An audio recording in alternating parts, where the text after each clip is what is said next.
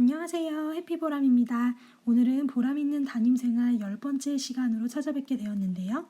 학교생활기록부로 학생들 상담하기, 특별히 학년 초에 어떻게 상담할 것인가에 대해서 말씀드릴까 합니다. 지난 시간에 차시 예고했었던 나이스에 왜 자주 들어가는가 하는 것에 대해서는요. 제가 K-에듀파인으로 바뀐 이후에 약간 아직 좀 버벅거리는 것이 있더라고요. 그래서 좀 더 숙달되면 그 이후에 설명드리도록 하겠습니다. 오늘 제가 예시로 쓸 학교생활기록부는 실제 학교생활기록부가 아니라 2018학년도 학교생활기록부 기재요령책 맨 뒤에 나와 있는 예시입니다. 그런데 2019학년도부터는 아예 예시가 빠졌어요. 그래서 지금 양식과는 다소 다르지만 예전 양식에 있는 예시를 활용해서 설명을 드리도록 하겠습니다. 학교생활기록부에 학생의 이름이 나오기도 전에 먼저 나오는 이름이 있습니다. 바로 담임의 이름입니다.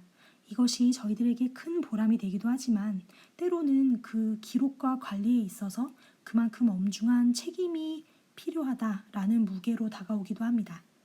예전에는 이렇게 인적 사항과 학적 사항으로 나눠져 있던 것이요. 이제는 인적, 학적 사항으로 통합이 되었습니다. 그리고 가족 상황은 더 이상 확인할 수가 없습니다.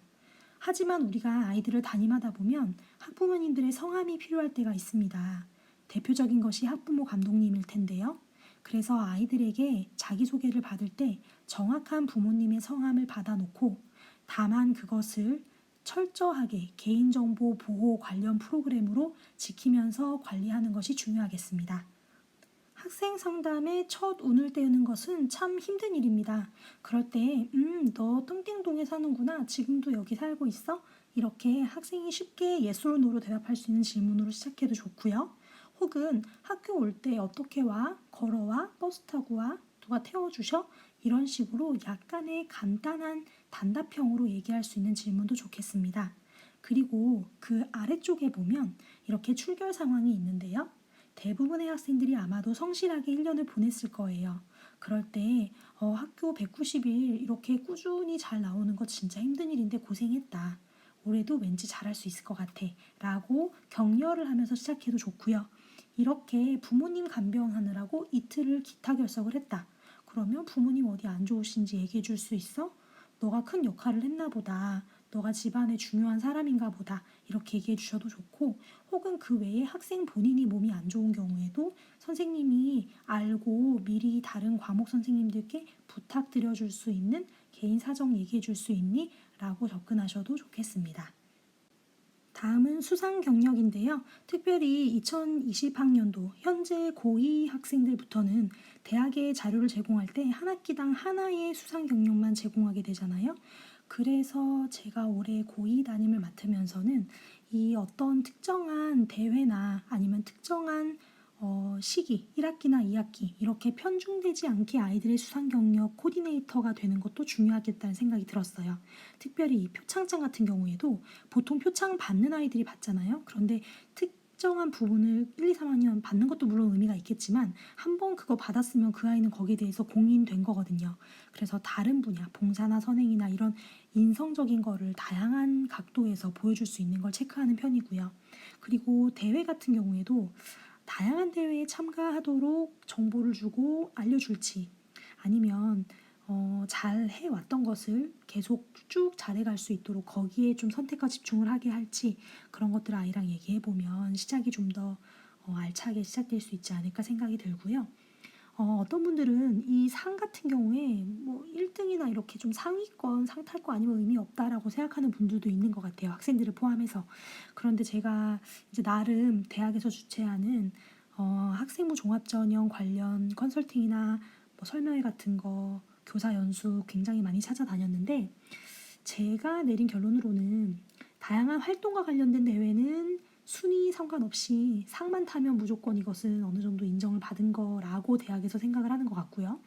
교과 관련된 것은 약간 어느 정도는 예를 들어서 아이가 어떤 특정한 과목을 꾸준히 1등급을 받고 교과 우수상도 탔는데 경시대회에서는 그렇지 못했다라고 하면 약간 의심을 할 수도 있기 때문에 절대적인 거는 없다라는 말씀을 드리고 이왕이면 이왕이면 아이가 한 학기에 하나를 선택을 하게 될 거니까 그때 가서 다양한 선택지가 있도록 한 2학년 정도까지는 조금 더 아이들에게 그런 장을 열어주는 것도 담임이 해줄 수 있는 역할이라는 생각이 들었습니다.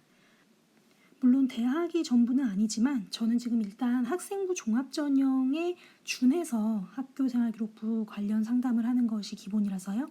대학의 자료를 제공하지 않는 이런 것들은 과감하게 X표 치고 넘어가고 있고요. 진로 희망사항은요. 더 이상 현재 고2 학생들부터는 별개의 항목으로 기록하지 않고 있습니다. 하지만 이것이 아예 없어진 것이 아니고요. 창의적 체험활동 중에서 진로 특기사항 란에 어떤 분야라고 적게 되어 있습니다.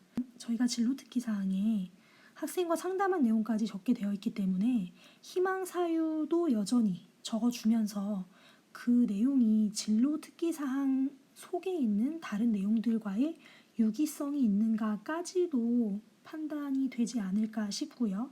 그래서 이것도 여전히 아주 중요한 상담 포인트가 되겠습니다. 다음은 창의적 체험활동 상황인데요. 없어진 봉사활동 외에 자율활동, 동아리활동, 진로활동에 대해서 말씀드려 볼게요. 일단은 가장 접근하기 쉬운 건 동아리활동인 것 같아요. 누구나 하나씩은 다 하니까 정규 동아리에 대해서 얘기하면서 이 동아리를 왜 했고 그걸 통해서 무엇을 느꼈는지, 그리고 올해는 무슨 동아리 활동을 하고 싶은지, 또 자율 동아리를 작년에 했었는지 올해도 계속 할지 등을 확인하는 차원의 상담으로 접근하시면 첫 번째 상담으로는 괜찮을 것 같고요. 다만 이 세 개 영역을 골고루 잘 챙기는 친구들이 별로 없다 보니까 이 세 개를 각각 한 개로 생각을 할지 아니면 쭉 연결된 하나의 큰 스토리로 생각을 할지를 아이들과 함께 이야기해서 어느 한쪽에 너무 과하게 치우치지 않도록 그렇게 한번 시작하기 전에 플래닝하는 것도 좋을 것 같아요. 학교생활기록부 기재요령에 보면 관련된 상담 및 권고 내용을 적을 수 있다라고 하는 것은요. 이 세 개의 활동 중에 진로활동뿐입니다. 그만큼 진로활동에 있어서 담임교사의 상담이 중요하다라고 판단하는 것일 텐데요. 그래서 그런지 다른 두 개의 영역보다 진로활동에 쓸 수 있는 입력 가능 바이트 수가 훨씬 큽니다. 그만큼 아이들이 아직 알 수 없는 진로라는 미지의 세계에 대해서 우리 담임들이 그 이정표 역할을 해주는 게 중요하다는 생각이 듭니다.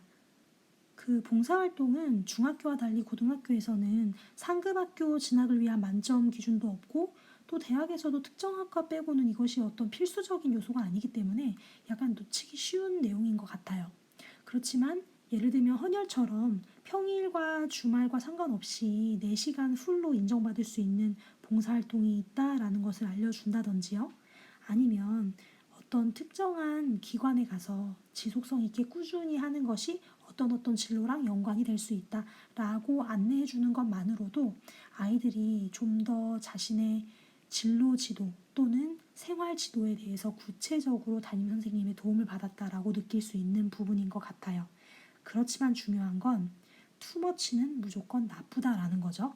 너무 봉사활동 많아도요. 대학에서는 얘 이거 하느라고 공부 못했나? 공부는 언제 해? 라고 생각을 한다고 하니까 그 어떤 균형을 잡는 것에 있어서 저희들이 해줄 수 있는 역할이 있을 것 같아요. 다음은 학생 입장에서나 교사 입장에서나 좀 부대낄 수 있는 영역, 교과 학습 발달 상황입니다. 이런 얘기를 먼저 숫자를 꺼내면서 하기가 참 어렵죠. 이런 질문을 먼저 던져보는 건 어떨까요? 제일 아쉬웠던 건 뭐야? 그러면요, 이제 대답 나오는 것만 봐도 알아요. 아, 무슨 과목이 무슨 등급이 떴어요 하면 얘는 관심 있는 애예요. 그런데 자기 등급 기억 못한다? 그러면 담임 도움이 많이 필요하겠구나. 등급을 알면 두 번째 질문. 혹시 그 성취도 몇 나왔는지 기억하니? 그런데 만약에 그것도 기억 못하면 도움 필요하구나. 그런데 그거 기억해도 또 자기 원점수를 기억하는 거랑은 또 다른 차원의 이야기가 될 수 있고, 마지막으로 단위수까지 체크를 해준다면, 그리고 이것을 담임이 물어보기 전에 아이가 알고 있다라고 하면 어느 정도 공부와 성적에 관심이 있는 겁니다. 그런데 만약에 괜찮아요. 그러면 뭐라고 얘기해 줄까요? 너 더 이상 할 거 없다라고 얘기해 줄까요? 혹은 성적이 너무 안 좋아요. 그러면 너 모든 면에서 노력해야 돼 라고 얘기해 줄까요? 이렇게 접근하면 어떨까요? 석차 등급이 좋지 않으면 성취도나 원점수 중에 칭찬할 만한 것을 찾아보고요. 석차 등급이 너무 좋았다면 그만큼 성취도와 원점수도 좋은가, 정말 최선이었는가 한 번 더 되짚어봐서 약간 자존감 떨어진 아이들은 끌어올려주고요. 약간 방심할 수도 있을 것 같은 아이들은 상대적으로 약간의 긴장감을 가미를 해주는 거죠. 칭찬을 하든 조언을 하든 항상 그 과정에 대해서 하는 거고요. 지금 제가 말씀드린 석차 등급, 성취도, 원점수 이런 것들이 너무 모든 대화의 핵심이자 처음이자 끝이 되지 않도록 주의를 하셔야 아이들이 장기적으로 담임에게 마음을 열고 성적에 대해서도 조금 더 따뜻한 마음씨와 열의로 다가갈 수 있는 것 같아요. 그리고 이런 것들을 과목별 세부능력 및 특기사항이랑 연결하는 것도 굉장히 중요한 것 같습니다. 왜냐하면 아이 스스로 잘했다라고 생각을 하는 것이 교사 입장에서 관찰하고 적어준 특기사항과는 다소 괴리가 있을 수가 있고요. 또 아이가 잘하지 못했다라고 생각을 했는데 교사의 시각에서는 너무나도 칭찬할 만한 것들이 기록할 만한 것들이 많았을 수도 있거든요. 어느 정도의 그 균형점을 찾는 것에 있어서 단순히 석차 등급이나 그 위에 어떤 등급 이런 것뿐만 아니라 그 밑에 세부능력의 특기사항과 같이 이렇게 하되 어떤 과목은 과세특을 엄청 잘 써줬는데 어떤 과목은 과세특이 너무 빈약해. 이렇게 아이가 생각하지 않도록 그 하나하나에서 적당한 밀당과 함께 아이들이 좋다고 생각하는 것은 또 더 노력할 여지가 있게, 또 아쉽다고 생각하는 것은 그래도 그 안에서 긍정적으로 해석할 만한 것이 있게 저희가 자료 해석을 한 번 더 해주는 것도 중요할 것 같고요. 그래서 이렇게 상업경제 같은 것도 사실 이것만 보면 저는 개인적으로는 이걸 통해서 그래서 얘가 뭘 했다는 거야 라는 생각이 들거든요. 그렇지만 아이에게 야, 너 뭐 했니? 라고 할 수 없잖아요. 그렇게 해서도 안 되고 어려운 개념을 정확하게 이해했다라고 선생님이 말씀하셨네. 너무 잘했다. 이걸 통해서 뭔가 활동적으로 발표적으로 너를 좀 더 표현할 수 있는 건 없었을까? 올해는 그걸 어떻게 접근해 볼까? 라고 얘기를 해준다든지요. 아니면 예체능에도 꼭 하나씩은 또 칭찬해 줄 만한 게 있거든요. 어머, 성취도가 싹 다 올해이야. 웬일이야. 우등생이네. 라던가 아니면 야, 팝스 1등급 대단하다 진짜. 체력이 국력인데 라고 한다든지 이렇게 해서 아이들이 누구나 자기만의 우주가 있다라는 것을 선생님이 무언으로 또 언어를 통해서 아이에게 설명을 해준다면 담임 선생님과의 상담의 시간이 조금은 기대가 되지 않을까 그런 생각을 해봅니다. 다음으로 독서입니다. 사실 독서는요, 제가 너무 좋아하는 활동인데 또 아이들 대부분이 너무 싫어하는 활동이라서 제대로 제가 지도를 잘 못해줬어요. 근데 여기 예시에 따르면 예를 들면 모차르트에 관련된 책이 2권이나 있잖아요. 그러면 어머, 너 모차르트 스페셜리스트니? 그거 알아? 음악하고 수학하고 엄청 연관이 있어. 라고 하면서 수학과 관련된 책을 읽어서 이렇게 예체능, 딱히 공부랑 상관없는 것 같아 보이는 것 속에서도 이끌어낼 수 있는 힘을 키워준다든지요.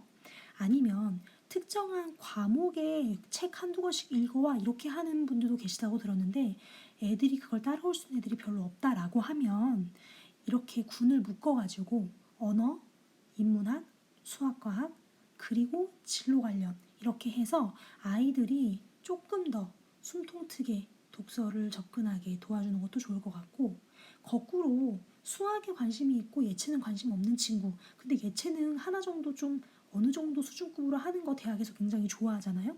그러니까 역으로 그것을 수학 좋아하는 아이에게 음악도 엄청난 수학적인 학문인 거 알지?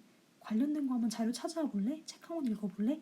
이런 식으로 해도 좋고 또는 제가 여기 지금 적어드린 대로 언어, 인문학, 수학학 이런 진로 관련 이런 것들의 독서를 융합해가지고요. 그것이 마치 하나의 꽃을 피우는 것처럼 그렇게 독서 지도를 해줘도 참 좋을 것 같다는 생각을 하는데 저도 스스로 참 잘하지 못하는 것이고 여전히 어려운 일이라서 제가 좋아하는 만큼의 독서를 아이들도 즐기게 하는 것이 참 너무 어려운 일이라 빈말이 될까봐 굉장히 조심스럽습니다. 마지막으로 행동 특성 및 종합 의견은요. 저는 절대 읽지 않는 영역입니다. 힘들게 쓰신 전학년 담임 선생님에겐 참 죄송하지만 저는 이걸 절대 읽지 않아요. 언제까지? 제가 행동 특성 및 종합 의견을 적을 때까지. 그래서 다른 사람이 최대한 뭐 바이트를 채우려든 아니면 좋은 긍정적인 시각을 유지하려고 노력을 했든 아니면 노력하지 않고서도 그런 좋은 긍정적인 평이 나왔든지 간에 어떤 식으로든 저라는 나약한 사람이 영향을 받는 것이 좀 두렵더라고요. 그래서 아이들한테도 얘기하고요. 내가 다른 건 다 미리 읽어보고 분석해도 행동 특성 및 종합 의견 안 읽어본다.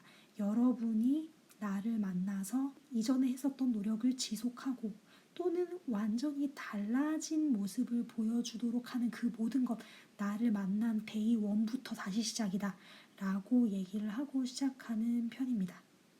정말 길고 좀 지루한 내용이었을 텐데 끝까지 잘 들어주셔서 감사하고요. 다음 시간에는요. 학교생활 기록부 기재요령 좀 대신 읽어드려 볼게요. 기재요령 읽는 거 되게 좋아하거든요. 그런데 매해마다 저 너무 헷갈려 해서요. 매해마다 또 찾아 읽습니다. 그 수많은 요령들 중에서 정말 내가 요령 읽게 취사 선택할 것이 무엇인지 제가 조금이나마 도와드려 볼게요. 그러면 다음 시간 다시 만날 때까지 행복한 건강한 여러분 되시기 바랍니다. Thank you. I love you. Bye bye.